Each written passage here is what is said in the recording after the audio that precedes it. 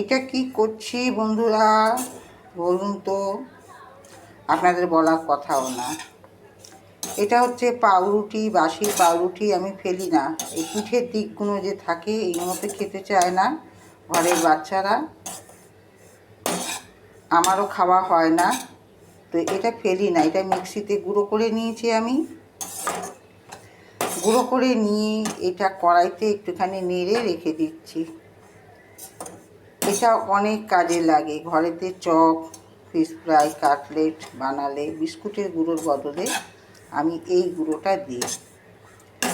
গুঁড়োটা দিয়ে বানাই। বিস্কুটের গুঁড়োটা আমাকে আর আলাদা করে কিনতে হয় না, সুন্দর মচমচে হয়, কোনো জিনিসই ফেলার থাকে না।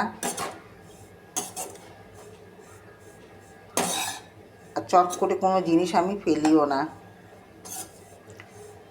এটা একদম লাল লাল করে একদম ঝরঝরে ভাজা হবে, সেটাও আমি আপনাদের সাথে ভাজা হয়ে গেলে সেটাও আমি দেখাবো। আর এরমভাবে যদি করে রাখেন এটা 6 থেকে 8 মাস রাখা যায়। আমার নিজের ঘরে রয়েছে, আর একটা কৌটো তো আমার রয়েছে, সেটা আমি বার করে দেখাবো।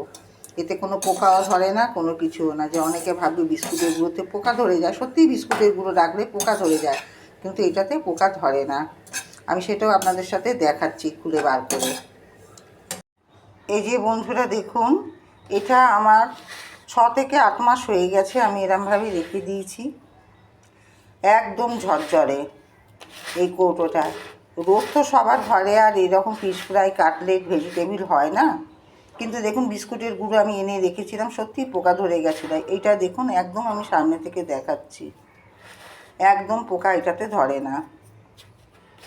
এই জিনিসটা খুবই ভালো,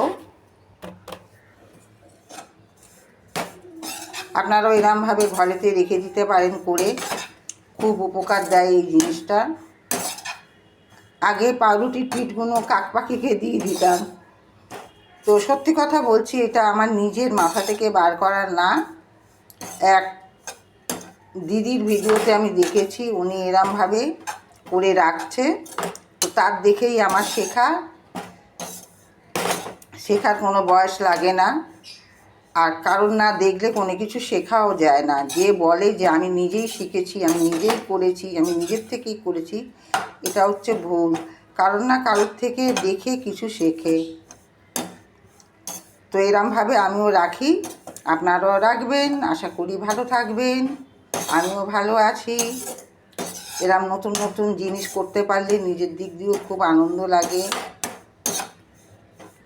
আজকের মতো টাটা, আবার দেখা হচ্ছে নেক্সট ভিডিওতে। সবাই ভালো থাকবেন, সুস্থ থাকবেন। রাধে রাধে।